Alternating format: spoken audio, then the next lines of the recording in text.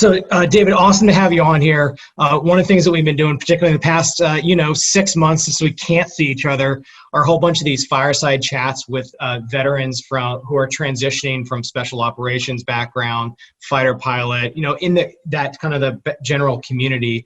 And these are usually once a week, once every other week, with people from all different backgrounds.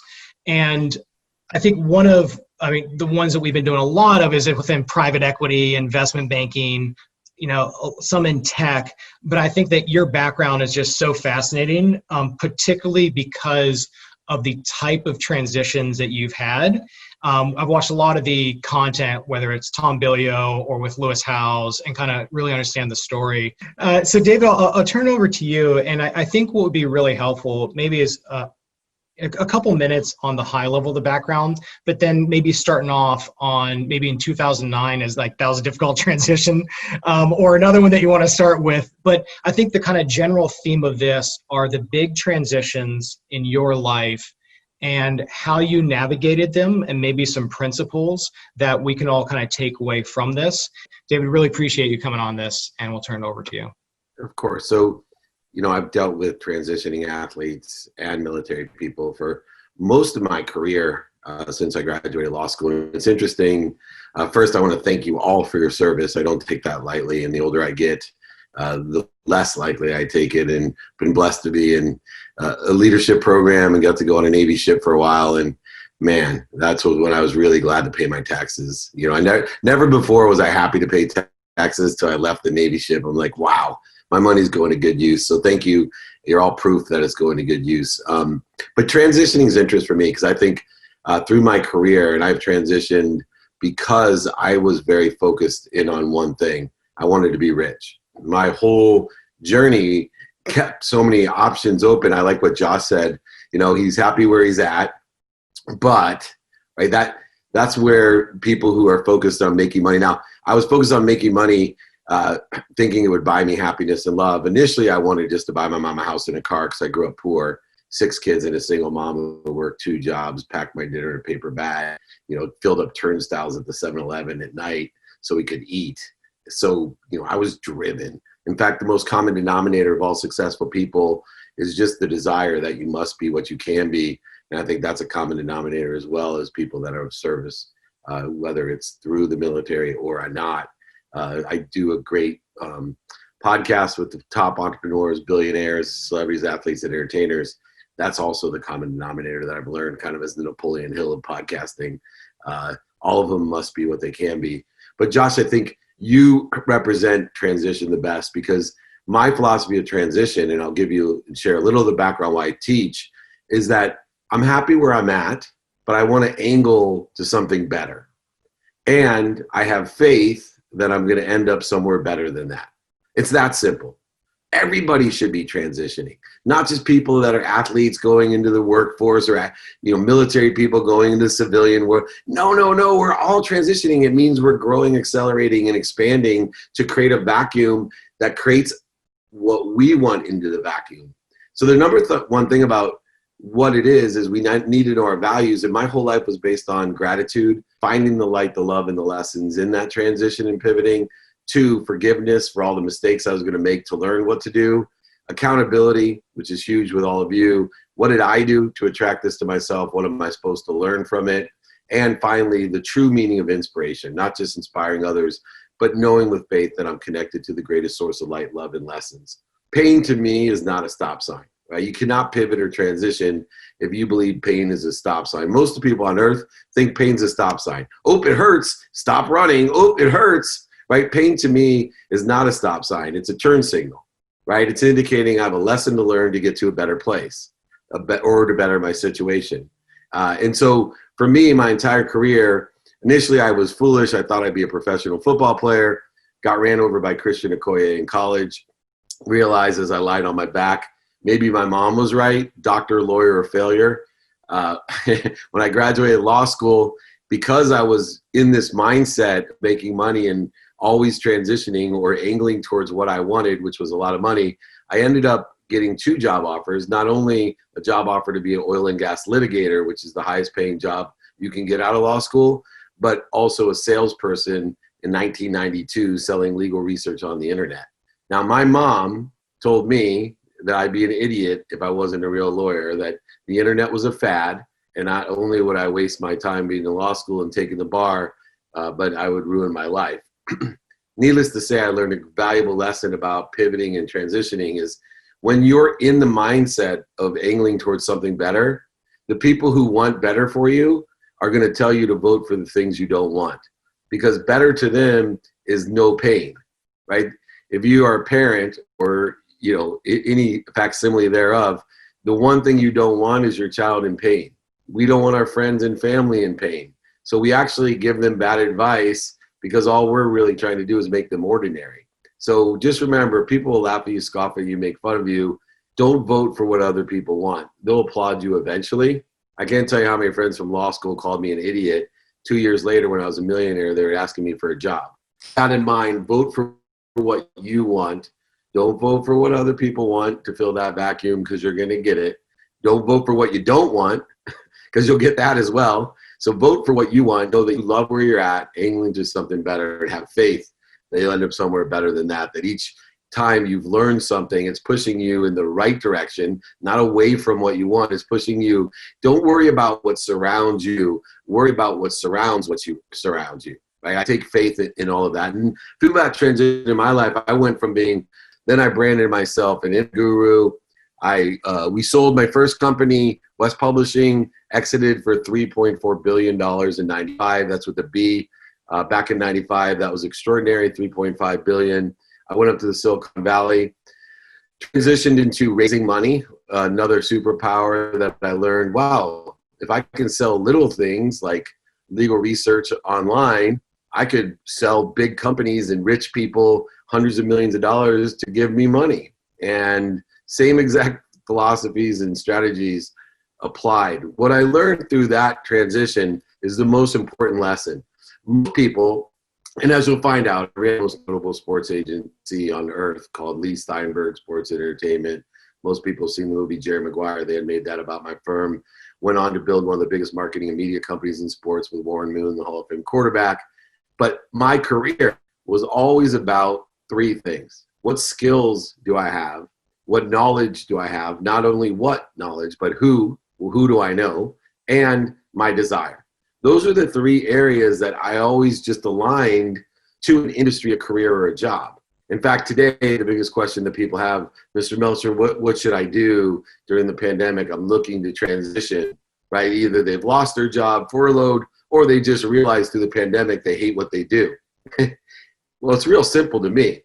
Align, take inventory of your values every day, your personal values, your experiential values, your giving values, and your receiving values. Take inventory of your capabilities, which includes, like I said, your skills, your knowledge of the what and who, and your desire, and align it with what's supplementary or synergistic to what's doing well today, or what's aligned with your values, what's stable today, or what you feel will do well in the future. It's that simple. It's all skills, knowledge, and desire based. It's not job based or industry based. It drives me crazy when people say, I want a job in sports. It's like, okay, I want a job with air, right? Sports is not a job, right? But yet 90-some% of the people that want a job in sports all want to be a general manager or a president of a team, right? Which represents about 0.0001% of the multi-billions of dollars in jobs that exist in sports, which are not the coolest jobs, by the way, in sports. I was offered the president of a professional team and turned it down because I know what an awful job that is, especially if the team sucks, which it did in your hometown, which it was, which meant I would have been paid to be tortured by all my friends' family as the biggest idiot that was the reason why the team. There's no more blame, shame, and justification than being a president or general manager of a team. 99% of people who want to work in sports want that job for some reason.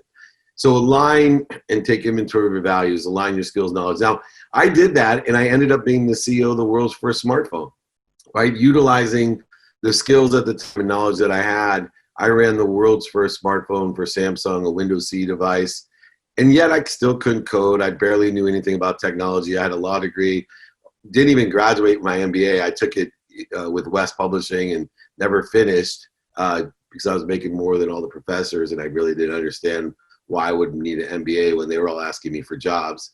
It was weird. And asking me to speak there.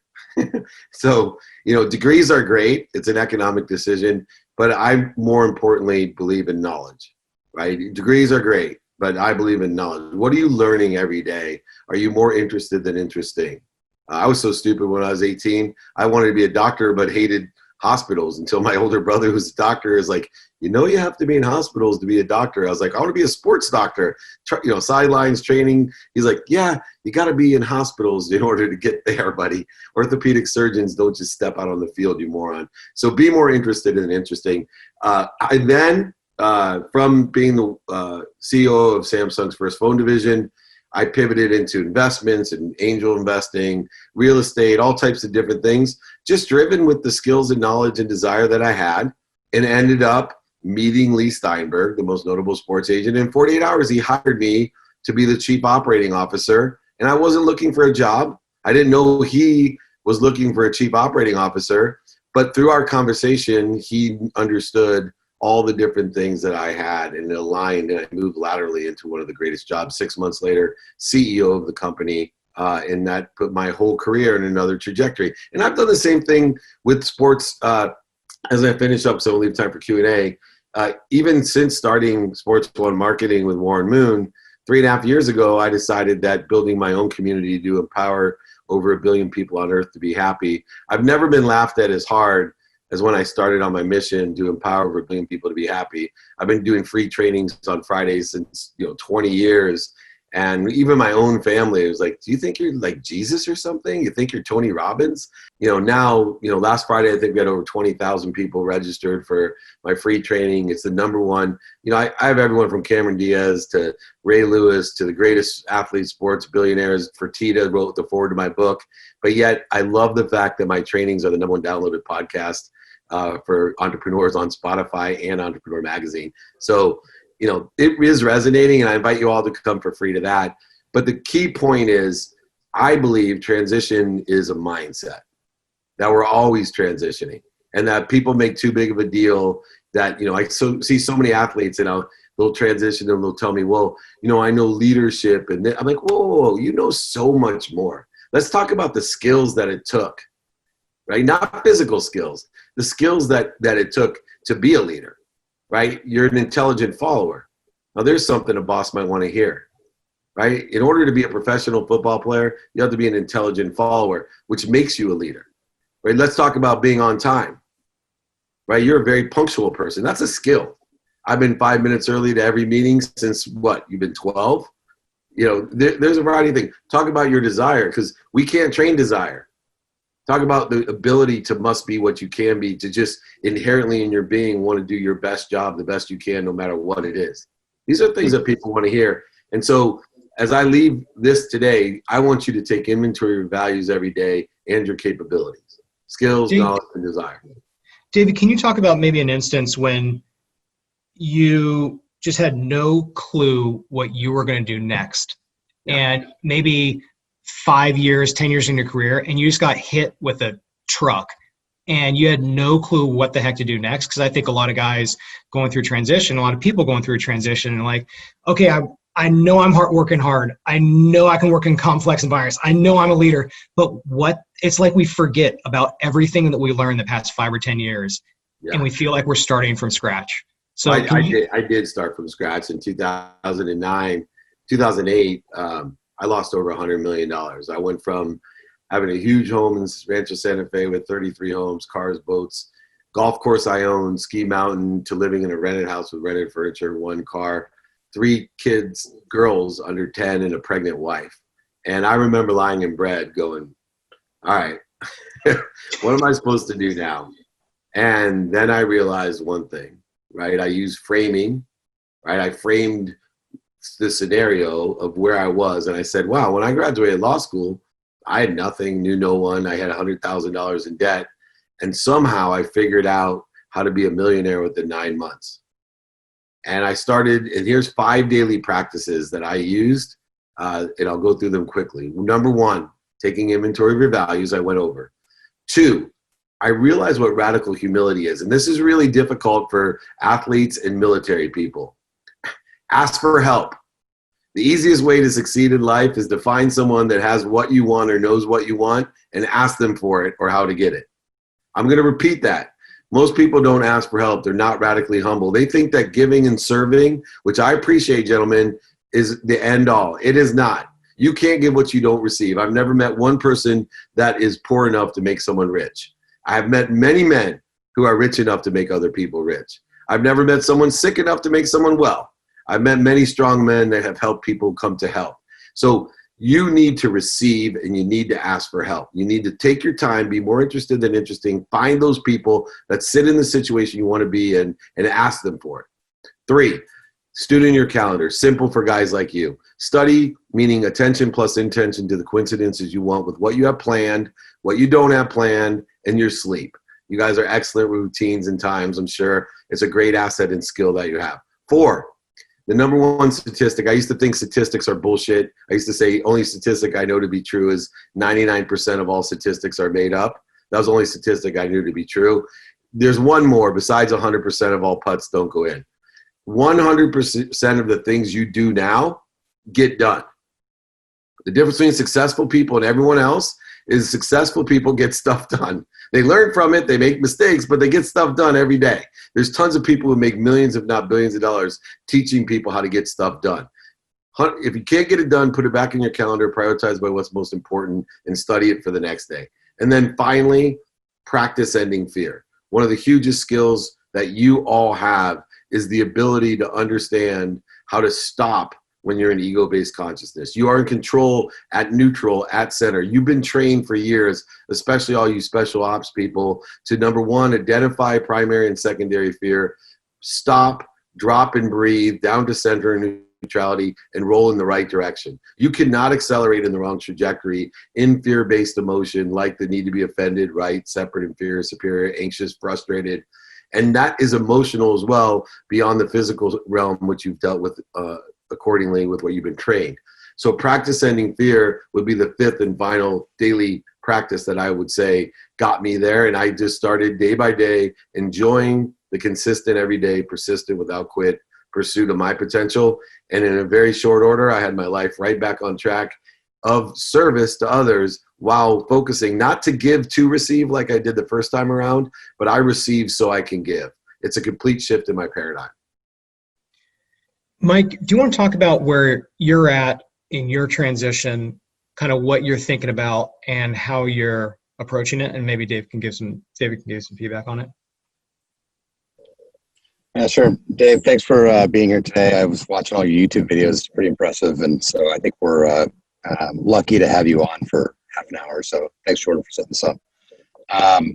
So I'm getting out kind of at an odd time. Usually 20 years is the mark. I'm getting out at 16. COVID threw a wrench in my entire life. So I was actually planning on being in a different country in a few months, but I'm sitting in my neighborhood with an uncertain future. And so one of the things that resonated with me a little bit about your story in 2009 after a financial crisis was recovery. So you lose everything. For me, this is my dream job. I have other interests, but I could do this, if they allowed me to, for a long, long time. So I'm struggling a little bit. When I wake up in the morning, I'm rolling around, or I'm not getting sleep because I feel like I'm unfinished, and now I'm being forced to move on. Bottom line, I got to take care of my kids. So how did you keep yourself mentally up and have an increase or an upwards trajectory after the financial crash and rebuilding your business? Because essentially what I'm doing is rebuilding my business, my own family's business, and moving up, after pretty much losing my entire career in this sense. Yeah, I created a kaleidoscope of what I had control of. One of the things when you're feeling that way, Mike, is you probably feel out of control, that all these things are chaotic and, there's tremendous compressed uncertainty. And so I decided I'd use a perception kaleidoscope of what I had control. My mindset, my heart set of how I felt, what I thought, said, and do, and hear. So I was going to control all of the inputs so that I was always in control of my own perception. And I knew that, as Think and Grow Rich is one of my favorite books, is that I wanted to imagine, you talked about you're losing your dream job. then dream of something else, right? I needed to dream of something else as well. I needed to take the nothingness that I felt, and the minute I could think about what I wanted to dream about, it became a mathematical advantage. It became a possibility in my life.